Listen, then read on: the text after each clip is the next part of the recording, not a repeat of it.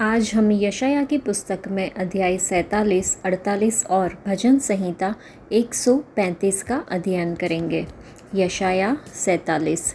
हे बाबुल की कुमारी बेटी, उतर आ और धूलि पर बैठ। हे कसदियों की बेटी, तू बिना सिंहासन भूमि पर बैठ, क्योंकि तू अब फिर कोमल और सुकुमार न कहलाएगी। चक्की लेकर आटा पीस, अपना घूंघट हटा और घाघरा समेट ले और उघारी टांगों से नदियों को पार कर। तेरी नग्नता उघाड़ी जाएगी और तेरी लज्जा प्रकट होगी। मैं बदला लूँगा और किसी मनुष्य को ग्रहण न करूँगा। हमारा छुटकारा देने वाले का नाम सेनाओं का यहोवा और इस्राएल का पवित्र है। हे कसदियों की बेटी, चुपचाप बैठी रह और अंधियारे में जा, क्योंकि तू अब राज्य राज्य की स्वामिन न कहलाएगी। मैंने अपनी प्रजा से क्रोधित होकर अपने निज भाग को अपवित्र ठहराया और तेरे वश में कर दिया। तूने उन पर कुछ दया न की, बूढ़ों पर तूने अपना अत्यंत भारी जुआ रख दिया। तूने कहा, मैं सर्वदा स्वामिन बनी रहूंगी। सो तूने अपने मन में इन बातों पर विचार न किया और यह भी न सोचा कि उनका क्या फल होगा। इसलिए सुन, तू जो राग रंग में उलझी हुई निडर बैठी रहती है और मन में कहती है कि मैं ही हूँ और मुझे छोड़ कोई दूसरा नहीं। मैं विधवा की नाई न बैठूंगी और न मेरे लड़के बोले मिटेंगे। सुन, ये दोनों दुख अर्थात लड़कों का जाता रहना और विधवा हो जाना अचानक एक ही दिन तुझ पर आ पड़ेंगे। तेरे बहुत से टोनों और तेरे भारी भारी तंत्र मंत्रों के रहते भी ये तुझ पर अपने पूरे बल से आ पड़ेंगे। तूने अपनी दुष्टता पर भरोसा रखा। तूने कहा, मुझे कोई नहीं देखता। तेरी बुद्धि और ज्ञान ने तुझे बहकाया और तूने अपने मन में कहा, मैं ही हूँ और मेरे सिवाय कोई दूसरा नहीं। परंतु तेरी ऐसी दुर्गति होगी जिसका मंत्र तू नहीं जानती, और तुझ पर ऐसी विपत्ति पड़ेगी कि तू प्रायश्चित करके उसका निवारण न कर सकेगी। अचानक विनाश तुझ पर आ पड़ेगा जिसका तुझे कुछ भी पता नहीं। अपने तंत्र मंत्र और बहुत से टोनहों को, जिनका तूने बाल्यावस्था ही से अभ्यास किया है, उपयोग में ला। संभव है तू उनसे लाभ उठा सके या उनके बल से स्थिर रह सके। तू तो युक्ति करते करते थक गई है। अब तेरे ज्योतिषी जो नक्षत्रों को ध्यान से देखते और नए नए चांद को देखकर होनहार बताते हैं, वे खड़े होकर तुझे उन बातों से बचाए जो तुझ पर घटेगी। देख, वे भूसे के समान होकर आग से भस्म हो जाएंगे। वे अपने प्राणों को ज्वाला से न बचा सकेंगे। वह आग तापने के लिए नहीं, न ऐसी होगी जिसके सामने कोई बैठ सके। जिनके लिए तू परिश्रम करती आई है, वे सब तेरे लिए वैसे ही होंगे, और जो तेरी युवावस्था से तेरे संग व्यापार करते आए हैं, उनमें से प्रत्येक अपनी अपनी दिशा की ओर चले जाएंगे। तेरा बचाने वाला कोई न रहेगा। यह अध्याय बाबुल पर मनोनीत न्याय का विवरण देता है, जो घमंड और अहंकार के परिणामों को दर्शाता है। परमेश्वर ने देशों पर अपनी सामर्थ्य का प्रदर्शन करते हुए एक बार शक्तिशाली शहर को गिराने का वादा किया है। यह अध्याय मानवीय शक्ति और सांसारिक गतिविधियों पर निर्भरता के विरुद्ध चेतावनी के रूप में कार्य करता है। परमेश्वर के समक्ष विनम्रता आवश्यक है। भौतिकवाद और घमंड में सुरक्षा की खोज करने के बजाय हमें अपनी आशा उस पर टिकानी चाहिए जो सामर्थ्य का अंतिम स्रोत है। अध्याय 48। हे याकूब के घराने, यह बात सुन, तुम जो इस्राएली कहलाते हो, जो यहोवा के नाम की शपथ खाते हो और इस्राएल के परमेश्वर की चर्चा तो करते हो, परंतु सच्चाई और धर्म से नहीं करते, क्योंकि वे अपने को पवित्र नगर के बताते हैं और इस्राएल के परमेश्वर पर, जिसका नाम सेनाओं का यहोवा है, भरोसा करते हैं। होने वाली बातों को तो मैंने प्राचीन काल ही से बताया है और उनकी चर्चा मेरे मुंह से निकली। मैंने अचानक उन्हें प्रकट किया और वे बातें सचमुच हुई। मैं जानता था कि तू हठीला है और तेरी गर्दन लोहे की नस और तेरा माथा पीतल का है। इस कारण मैंने इन बातों को प्राचीन काल ही से तुझे बताया। उनके होने से पहले ही मैंने तुझे बता दिया। ऐसा ना हो कि तू यह कह पाए कि यह मेरे देवता का काम है। मेरी खोदी और ढली हुई मूर्तियों की आज्ञा से यह हुआ। तूने सुना है, सो अब इन सब बातों पर ध्यान कर और देखो क्या तुम उसका प्रचार न करोगे। अब से मैं तुझे नई नई बातें और ऐसी गुप्त बातें सुनाऊंगा जिन्हें तू नहीं जानता। वे अभी अभी सृजी गई है, प्राचीन काल से नहीं, परंतु आज से पहले तूने उन्हें सुना भी न था। ऐसा ना हो कि तू कहे कि देख मैं तो इन्हें जानता था। हाँ, निश्चय तूने उन्हें न तो सुना न जाना, न इससे पहले तेरे कान ही खुले थे, क्योंकि मैं जानता था कि तू निश्चय विश्वासघात करेगा और गर्भ ही से तेरा नाम अपराधी पड़ा है। अपने ही नाम के निमित्त मैं क्रोध करने में विलंब करता हूँ और अपनी महिमा के निमित्त अपने तय रोक रखता हूँ। ऐसा ना हो कि मैं तुझे काट डालूँ। देख, मैंने तुझे निर्मल तो किया, परंतु चांदी की नाई नहीं। मैंने दुख की भट्ठी में परख कर तुझे चुन लिया है अपने निमित्त। हाँ, अपने ही निमित्त मैंने यह किया है, मेरा नाम क्यों अपवित्र ठहरे। अपनी महिमा में दूसरे को नहीं दूंगा। हे याकूब, हे मेरे बुलाए हुए इस्राएल, मेरी ओर कान लगाकर सुन। मैं वही हूँ, मैं ही आदि और मैं ही अंत हूँ। निश्चय मेरे ही हाथ ने पृथ्वी की नींव डाली और मेरे ही दाहिने हाथ ने आकाश फैलाया। जब मैं उनको बुलाता हूँ वे एक साथ उपस्थित हो जाते हैं। तुम सब के सब इकट्ठे होकर सुनो। उनमें से किसने कभी इन बातों का समाचार दिया? यहोवा उससे प्रेम रखता है, वह बाबुल पर अपनी इच्छा पूरी करेगा और कसदियों पर उसका हाथ पड़ेगा। मैं ही ने कहा और उसको बुलाया है। मैं उसको ले आया हूँ और उसका काम सफल होगा। मेरे निकट आकर इस बात को सुनो। आदि से लेकर अब तक मैंने कोई भी बात गुप्त में नहीं कही। जब से वह हुआ तब से मैं वहाँ हूँ और अब प्रभु यहोवा ने और उसकी आत्मा ने मुझे भेज दिया है। यहोवा जो तेरा छुड़ाने वाला और इस्राएल का पवित्र है, वह यूं कहता है, मैं ही तेरा परमेश्वर यहोवा हूँ, जो तुझे तेरे लाभ के लिए शिक्षा देता हूँ और जिस मार्ग से तुझे जाना है उसी मार्ग पर तुझे ले चलता हूँ। भला होता कि तूने मेरी आज्ञाओं को ध्यान से सुना होता, तब तेरी शांति नदी के समान और तेरा धर्म समुद्र की लहरों के नाई होता। तेरा वंश बालू के किनकों के तुल्य होता और तेरी नीच संतान उसके कणों के समान होती। उनका नाम मेरे सम्मुख से न कभी काटा और न मिटाया जाता। बाबुल में से निकल जाओ, कसदियों के बीच में से भाग जाओ। जय जयकार करते हुए इस बात को प्रचार करके सुनाओ, पृथ्वी की छोर तक इसकी चर्चा फैलाओ। कहते जाओ कि यहोवा ने अपने दास याकूब को छुड़ा लिया है। जब वह उन्हें निर्जल देशों में ले गया तब वे प्यासे न हुए। उसने उनके लिए चट्टान में से पानी निकाला। उसने चट्टान को चीरा और जल बह निकला। दुष्टों के लिए कुछ शांति नहीं। यहोवा का यही वचन है। इस अध्याय में हम देखते हैं कि यहोवा इस्राएल को उनके बंधन से छुड़ाने और उन्हें कनान की वादा की गई भूमि पर वापस लाने के अपने इरादे की घोषणा करते हैं। ऐसा करने से पहले यहोवा चाहते हैं कि उसके लोग दो बुनियादी सच्चाइयों को समझे। पहला, उनका उद्धार उसका अनुग्रह और दया के कारण है, न कि उनकी योग्यता के कारण। और दूसरा, उनका उद्धार उसकी महिमा और सेवा के लिए है, जिसमें ही उन्हें सच्चा आशीष मिलेगा।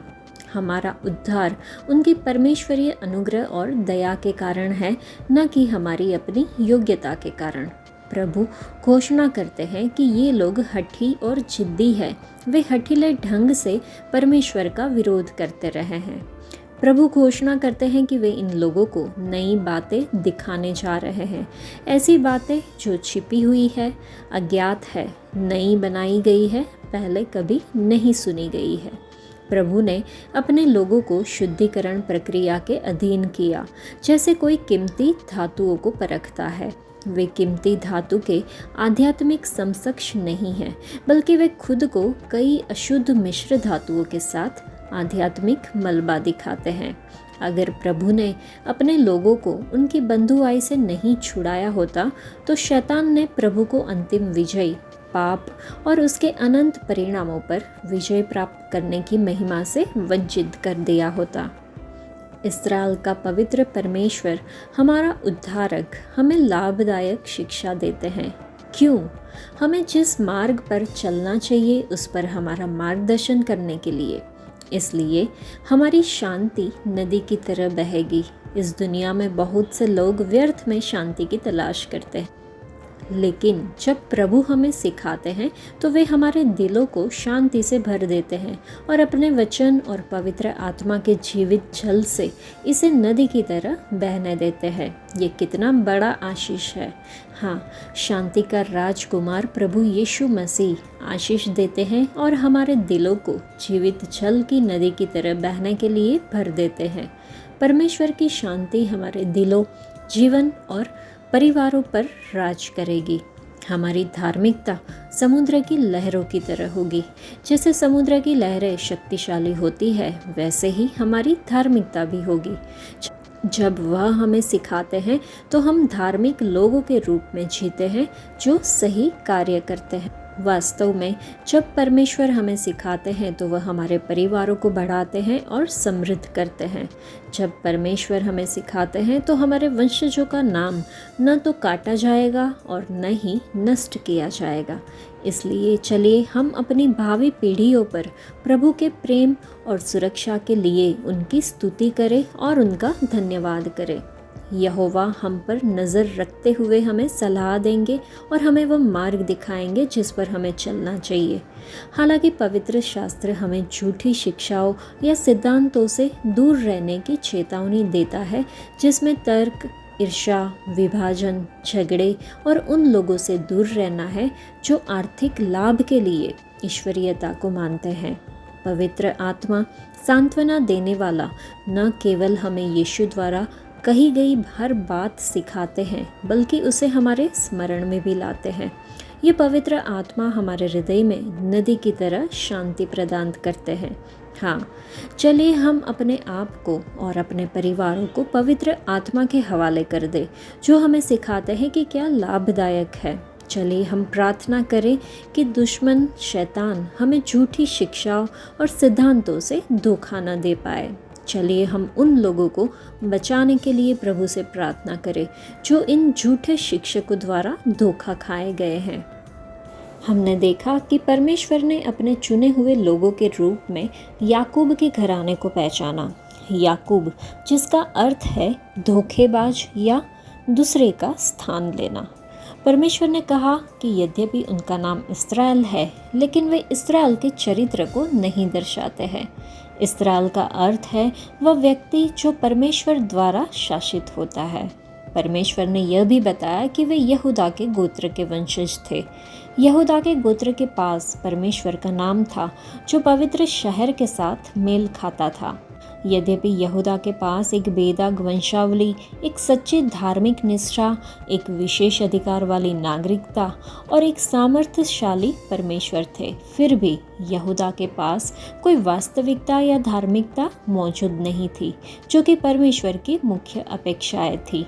लोगों ने परमेश्वर की महान सामर्थ और महिमा को देख रखा था, फिर भी वे उसके विरुद्ध जिद्दी विद्रोह में खड़े हो गए थे।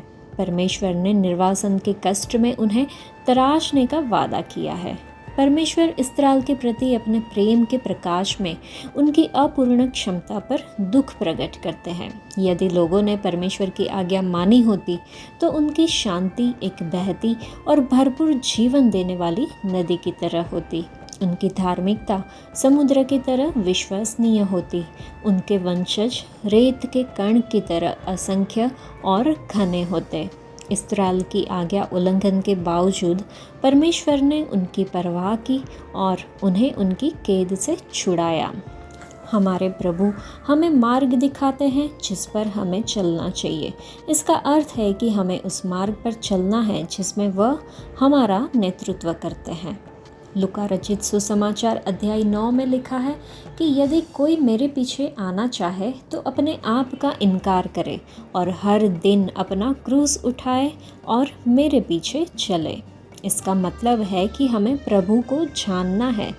उन्होंने कहा कि मैं अच्छा चरवाहा हूँ, मैं अपनी भेड़ों को जानता हूँ और मेरी भेड़ें मुझे जानती है। इसका मतलब ये भी है कि हमें वचन को जानना है। मत्ती रचित सुसमाचार अध्याय 4 में लिखा है कि मनुष्य केवल रोटी से नहीं परंतु हर एक वचन से जो परमेश्वर के मुख से निकलता है जीवित रहेगा। भजन संहिता 119 में लिखा है कि मेरी आंखें खोल कि मैं तेरी व्यवस्था में से अद्भुत बातें देख सकूं। इस अध्याय में कुछ बात पर जोर दिया गया है कि वचन सुनना और उसका पालन करना कितना महत्वपूर्ण है, क्योंकि लिखा है कि हे याकूब के घराने इसे सुनो, मैंने उन्हें इसे सुनाया, मैंने तुम्हें इस समय से नई बातें सुनाई।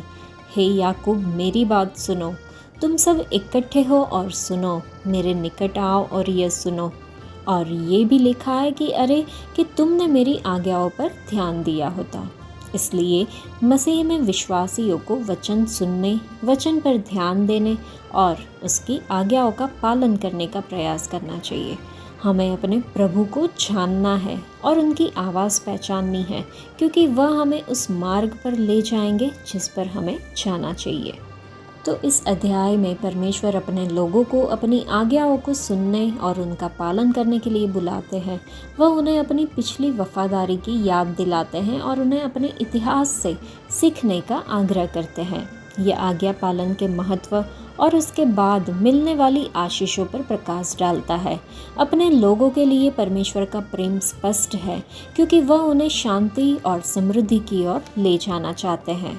परमेश्वर की आवाज़ सुनना और उसके वचन का पालन करना सच्ची स्वतंत्रता की ओर ले जाता है। जब हम उसके मार्गदर्शन की खोज करते हैं तो हम अपने जीवन में दिशा और उद्देश्य पाते हैं, जो दूसरों के प्रति उसके प्रेम को दर्शाता है। परमेश्वर के लोगों ने उसकी आज्ञा का उल्लंघन किया, उसकी आज्ञाओं के विरुद्ध विद्रोह किया, इसलिए वे बंदी बन गए। अब परमेश्वर उनके लिए विलाप करते हैं। वह बताते हैं कि क्या होता अगर उन लोगों ने आज्ञा मानी होती। उसकी शांति नदी के समान होती, उनकी खुशहाली समुद्र की लहरों के समान होती और उनके वंशज समुद्र की रेत के समान असंख्य अनगिनत होते। प्रभु हमसे बात कर रहे हैं, काश हमने उनकी आज्ञा मानी होती। अगर काश हम उनकी मौजूदगी में थोड़ा और रुक जाते, काश हम खतरनाक क्षेत्र में भागने के बजाय इंतज़ार किए होते, काश हम अपने दिलों में उस कोमल संकेत, उनके निर्देश, उनकी सलाह का पालन कर दिए होते, काश हम अपने दिल की मूर्खतापूर्ण इच्छाओं का पालन करने के बजाय उनका जुआ अपने ऊपर ले लिए होते। तब हमारे दिल इतने बेचैन, इतने अशांत नहीं होते। हमने उनके बेटे और बेटियों को जन्म दिया होता, हमारा आनंद अपार होता। लेकिन अब भी वह अपने लोगों को उम्मीद देते हैं। उनकी कैद जल्द ही ख़त्म हो जाएगी, वे बाबुल की कैद से निकल जाएंगे। परमेश्वर अपनी महिमा के लिए ऐसा करेंगे, क्योंकि वही आदि और वही अंत है और उन्होंने इस्राएल को बुलाया है। हो सकता है कि हम यहोवा की इच्छा से भटक गए हो और अपना रास्ता खो दिए हो और यहोवा हमें परिणाम भुगतने की अनुमति देते हैं। लेकिन अगर हम उनके पास वापस लौट जाते हैं तो वह हम पर दया करेंगे, वह हमें अपने पास वापस लाएंगे और हमारे माध्यम से अपने उद्देश्यों को पूरा करेंगे।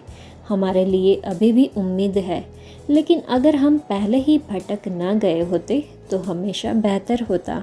हम सभी अनावश्यक दिल के दर्द से बच सकते थे, काश हमने सुन लिया होता। भजन संहिता 135। याह की स्तुति करो, यहोवा के नाम की स्तुति करो, हे यहोवा के सेवकों तुम स्तुति करो। तुम जो यहोवा के भवन में अर्थात हमारे परमेश्वर के भवन के आंगनों में खड़े रहते हो, याह की स्तुति करो, क्योंकि यहोवा भला है। उसके नाम का भजन गाओ, क्योंकि यह मनभाऊ है। याह ने तो याकूब को अपने लिए चुना है, अर्थात इस्राएल को अपने निज धन होने के लिए चुन लिया है। मैं तो जानता हूँ कि हमारा प्रभु यहोवा सब देवताओं से महान है। जो कुछ यहोवा ने चाहा उसे उसने आकाश और पृथ्वी और समुद्र और सब गहरे स्थानों में किया है। वह पृथ्वी की छोर से कुहरे उठाता है और वर्षा के लिए बिजली बनाता है और पवन को अपने भंडार में से निकालता है। उसने मिस्र में क्या मनुष्य क्या पशु सब के पहलौठों को मार डाला। हे मिस्र, उसने तेरे बीच में फ़िरौन और उसके सब कर्मचारियों के बीच चिन्ह और चमत्कार किए। उसने बहुत सी जातियां नाश की और सामर्थी राजाओं को अर्थात एमोरियों के राजा सिहोन को और बाशान के राजा ओग को और कनान के सब राजाओं को घात किया और उनके देश को बांटकर अपनी प्रजा इस्राएल के भाग होने के लिए दे दिया। हे यहोवा, तेरा नाम सदा स्थिर है। हे यहोवा, जिस नाम से तेरा स्मरण होता है वह पीढ़ी पीढ़ी बना रहेगा। यहोवा तो अपनी प्रजा का न्याय चुकाएगा और अपने दासों की दुर्दशा देखकर तरस खाएगा। अन्य जातियों की मूरतें सोना चांदी ही है, वे मनुष्यों की बनाई हुई है। उनके मुंह तो रहता है परंतु वे बोल नहीं सकती। उनके आंखें तो रहती है परंतु वे देख नहीं सकती। उनके कान तो रहते हैं परंतु वे सुन नहीं सकती। न उनके कुछ भी सांस चलती है। जैसी वे है वैसे ही उनके बनाने वाले भी है और उन पर सब भरोसा रखने वाले भी वैसे ही हो जाएंगे। हे इस्राएल के घराने, यहोवा को धन्य कह। हे हारून के घराने, यहोवा को धन्य कह। हे लेवी के घराने, यहोवा को धन्य कह। हे यहोवा के डरवैयो, यहोवा को धन्य कहो। यहोवा जो यरूशलेम में वास करता है, उसे सियोन में धन्य कहा जावे। याह की स्तुति करो। इस भजन के पहले ही वचन में है कि याह की स्तुति करो, यहोवा के नाम की स्तुति करो। हे यहोवा के सेवकों, तुम स्तुति करो। यह भजन एक सुंदर गीत है जो हमें परमेश्वर की स्तुति करने के लिए कहता है कि वह कौन है और उसने क्या किया है। यह हमें उसकी सामर्थ्य, उसके प्रेम और अपने लोगों के लिए उसकी देखभाल की याद दिलाता है। कुछ वचन हमें याद दिलाते हैं कि परमेश्वर हमारी स्तुति के योग्य है, चाहे हमारी परिस्थितियाँ कैसी भी हो। यहोवा की स्तुति करने का क्या अर्थ है? स्तुति का अर्थ है परमेश्वर को धन्यवाद देना, उनका आदर करना और बताना कि वह कितने अद्भुत है। यह कहने जैसा है कि हे परमेश्वर, आप अद्भुत, दयालु, सामर्थी और भले हो। हम इसे अपने शब्द, गीत, प्रार्थना या यहाँ तक कि अपने जीवन जीने के तरीके से भी कर सकते हैं। किसको उसकी स्तुति करनी चाहिए? इस वचन में खास तौर पर कहा गया है कि यहोवा के सेवकों। इसका मतलब है कि जो कोई भी परमेश्वर से प्रेम करते हैं और उनका अनुसरण करते हैं। अगर आप उन पर विश्वास करते हैं तो आपको अपने दिल और आवाज़ को स्तुति में उठाने के लिए बुलाया जाता है। हमें परमेश्वर की स्तुति क्यों करनी चाहिए? परमेश्वर का नाम उनके चरित्र को दर्शाता है कि वह कौन है। वह करुणामयी, दयालु, वफादार है और हमेशा हमारे जीवन में मौजूद रहते हैं। जब हम याद करते हैं कि उन्होंने हमारे लिए क्या किया है तो यह हमारे दिलों में कृतज्ञता जगाता है। उनकी भलाई के प्रति हमारी प्रतिक्रिया स्तुति होनी चाहिए। तो आज हम अपने सभी आशीषों और हर दिन हमारा मार्गदर्शन करने के लिए उनका धन्यवाद करें। यह भजन सभी को प्रभु की महानता और सर्वसत्ता के लिए उनकी स्तुति करने के लिए आमंत्रित करता है। यह जीवित परमेश्वर की मूर्तियों से तुलना करता है। यह पुष्टि करता है कि परमेश्वर अपने शक्तिशाली कार्यों और वफादारी के कारण आराधना के योग्य है। जीवन के सभी पहलुओं में परमेश्वर की सर्वसत्ता को पहचानें और स्तुति और कृतज्ञता के साथ प्रतिक्रिया दें। इस भजन में भजनकार समझाते हैं कि मूर्तियाँ बेकार है, वे बोल नहीं सकती। एक निर्जीव वस्तु कैसे सलाह दे सकती है, ज्ञान बांट सकती है या सांत्वना दे सकती है और प्रोत्साहित कर सकती है या फिर कोई और तरीके से बोल सकती है। इस वजह से मूर्तियों का कोई मूल्य ही नहीं है। मूर्तियाँ देख नहीं सकती। यदि वे अंधे हैं तो वे हमारी दुर्दशा कैसे देख सकते और कैसे हमें कुछ भी प्रदान कर पाएंगे। जो मूर्तियाँ गूंगी और अंधी है वे तो बेकार ही है। मूर्तियाँ सुन नहीं सकती। यदि वे बहरे हैं तो वे हमारी प्रार्थनाएं कैसे सुन सकते और कैसे हमें कुछ भी प्रदान कर सकते। जो मूर्तियाँ गूंगी, अंधी और बहरी है वे बेकार और मूल्य रहित है। परमेश्वर जिसने मनुष्य को बनाया वह बोल सकते हैं, देख सकते हैं और सुन सकते हैं, क्योंकि वचन में लिखा है कि वह जीवित परमेश्वर है और सदा का राजा वह ही है। बाइबल सिखाती है, लिखा है, क्योंकि यहोवा परमेश्वर ने कहा और वह हो गया, उन्होंने आज्ञा दी और वह स्थित हो गया। परमेश्वर न केवल बोलते हैं बल्कि वह कभी भी खोखले बात नहीं करते। पूर्ति सुनिश्चित करने की सामर्थ्य उनके वचन में भरपूर है। पवित्र शास्त्र सिखाता है, लिखा है, देख यहोवा की दृष्टि सारी पृथ्वी पर इसलिए फिरती रहती है कि जिनका मन उनकी ओर निष्कपट रहता है, उनकी सहायता में वह अपनी सामर्थ्य दिखाए।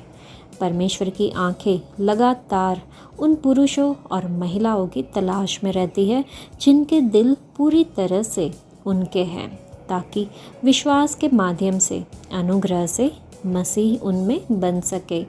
भजनकार कहते हैं कि हे प्रार्थना के सुनने वाले सब प्राणी तेरे पास आएंगे। लोगों को अपनी सभी ज़रूरतों के लिए मसीह की ओर मुड़ने के लिए यह हमारा कर्तव्य है कि हम सभी ये प्रदर्शित करें कि केवल परमेश्वर ही उनकी प्रार्थनाएं सुन सकते हैं। जब लोग मूर्तियां बनाते हैं तो वे उनको समान, बेकार और मूल्य रहित हो जाते हैं। यह उन्हें परमेश्वर से दूर ले जाते हैं और वे विद्रोही बन जाते हैं। बाइबल ऐसे लोगों के बारे में कहती है कि उनके पास आंखें तो है पर उन्हें दिखाई नहीं देता, उनके पास कान है पर वे सुन नहीं सकते। ये कितनी दयनीय स्थिति है। हम जो सृष्टिकर्ता की आराधना करते हैं, जो जीवित परमेश्वर है, हमें उनसे बात करनी चाहिए, उनके सभी अद्भुत कार्यों को देखना और गवाही देनी चाहिए, और वह हमसे जो कहते हैं उसे सुनना और उनका पालन करना चाहिए। तो क्या हम अपने जीवन में आने वाले सभी उतार चढ़ावों के बारे में प्रभु से बात करते हैं? क्या हमारी आंखें यहोवा के आश्चर्य कर्मों को देखती हैं और हमारे कान सुनते हैं कि वह क्या कह रहे हैं? आज के लिए इतना ही। परमेश्वर आप सबको आशीष दे। धन्यवाद।